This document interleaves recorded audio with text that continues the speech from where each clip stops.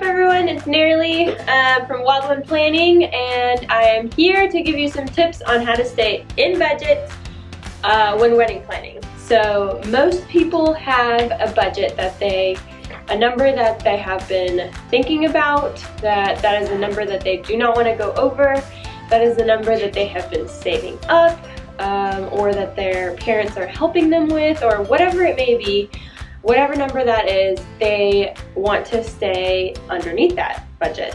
And a lot of people and couples struggle with that because things come up, other expenses come up, and they really want those things, and they're like, I can't make a decision, I really want this, and so then they end up going over their budget. I can't remember the statistic, but a lot of people go over their budget. So I thought it was a big topic to talk about, and so I'm going to help you stay in your budget. Okay, so one of the main things that I am going to talk about today in the video is making a list of the big items that you want. I cannot stress this enough. Big items, sit down, make a list, and then go and see how much you might end up spending on this said thing. So I'm going to list off the things really quickly, and then I'll go back into some of them and talk about those. So my list of big item things would be videographer, photographer, your food caterer, your florist, the venue that you want to get married in, the bakery, so if you're doing cake or desserts of some sort, the music, is it a DJ or a band, your attire, so your dress, your future husband's tux or suit, your makeup and hair stylist, your wedding planner if you choose to have one, and this one I put it on here, your honeymoon budget. I feel like that's a separate topic. I don't really want to include that in the wedding budget. I think that's a separate budget. So for now we'll talk about those couple of things that I just listed. So the big item that I want to tell you about is sit down, write down all of these things that you want. Say you don't want a videographer. You don't have to write that down. You don't have to do research on how much it's going to cost in your area. Say your friend is going to do your photography for your wedding. Awesome. Write it down, ask them how much it's going to cost. So basically just sit down, make a list of all the things that you want, that you for sure want at your wedding, and then start writing down how much it's going to cost, ballpark it. What I mean by this is that you're going to go and do research and ask several vendors how much it's going to cost for this said thing. So if you want a videographer at your wedding, don't just go to one and then say, okay, this is it. Or don't just go to one and hear the pricing and just be blown away, and then you're like, okay, no, I'm not going to have one. It's way too much. I can't do it. Just go to several people. People are very understanding. So yeah, just try out and see different options. So I'm going to go back on the list and then tell you some tips about them. So the first one was videographer. I highly recommend having a videographer. It is so much fun going back like on your anniversary and watching your wedding video again and smiling and crying and just all the emotions, just reminding you how that day went. Yes, it can get a little bit pricey.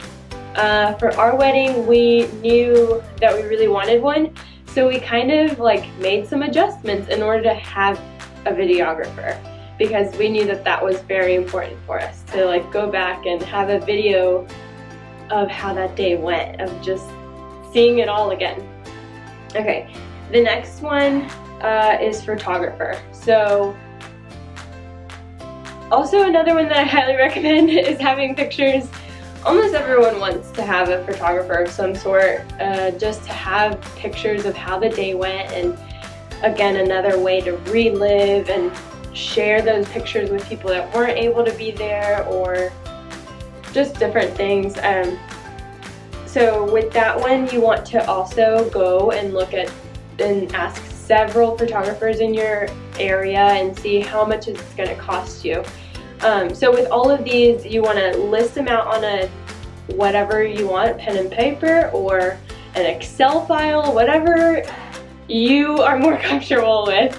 Make a list, and then beside it just put like, this is how much it's going to cost on average, because that's the average that you came up with from talking to different people. So then at the end you'll just add all that up, and then you'll be like, hey, that's within my budget, I can totally do that.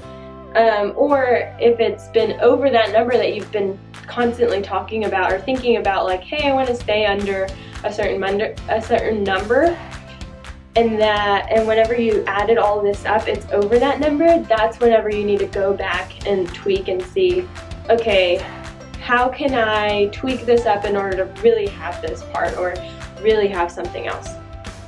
So for instance, when I talked about the videographer, we actually tweaked some things up, like we didn't really have a lot of decor stuff, so we didn't have as much of a budget on decor, and that was able to go into the pricing and the budget of the videographer. And another thing was we didn't have a band. Bands were a little bit more pricey, so we instead had a DJ. So that also went into the pricing of different things in order to make it happen. So I spoke about the videographer, photographer, catering. Catering, there are so many options. You can have barbecue, you can have a buffet style, you can have plated servings, you can have so many things. So that one might take a little bit, but take some time, look over your options and see what you want. Florist is another one that there are a lot of options for, but definitely get flowers, even if they are dry flowers, or if it's a company like Bluminous where they ship them to you and that's a little bit less expensive.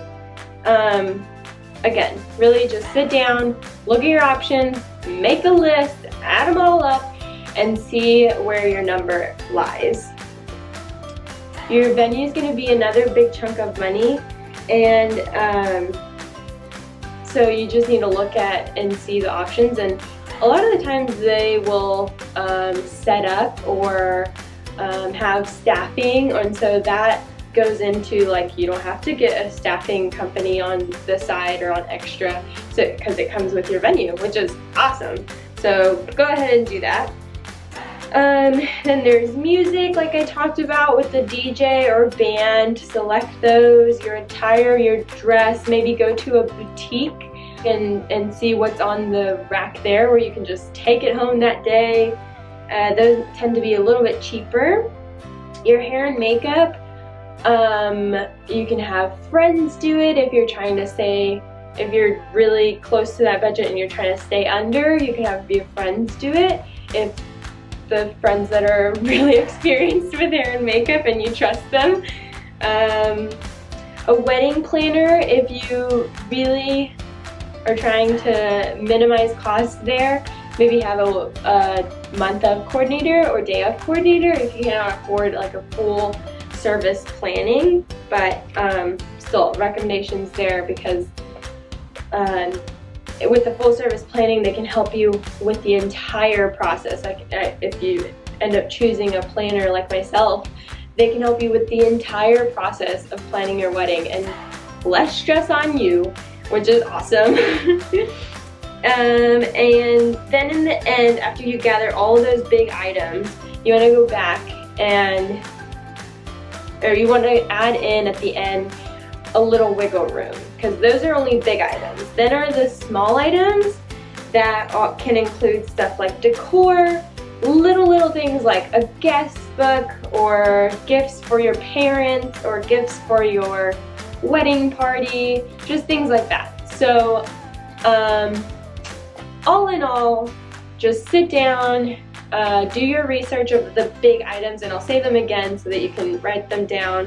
The big items that will take up the most of your budget, and then go from there. So the big items again are videographer, photographer, food caterer, florist, venue, cake, music, your attire and your husband's attire, makeup artist and hair artist, makeup and hair artist, wedding planner, and honeymoon is a separate budget. So I hope that these tips helped you, and I hope you stay in budget. Until next time, bye!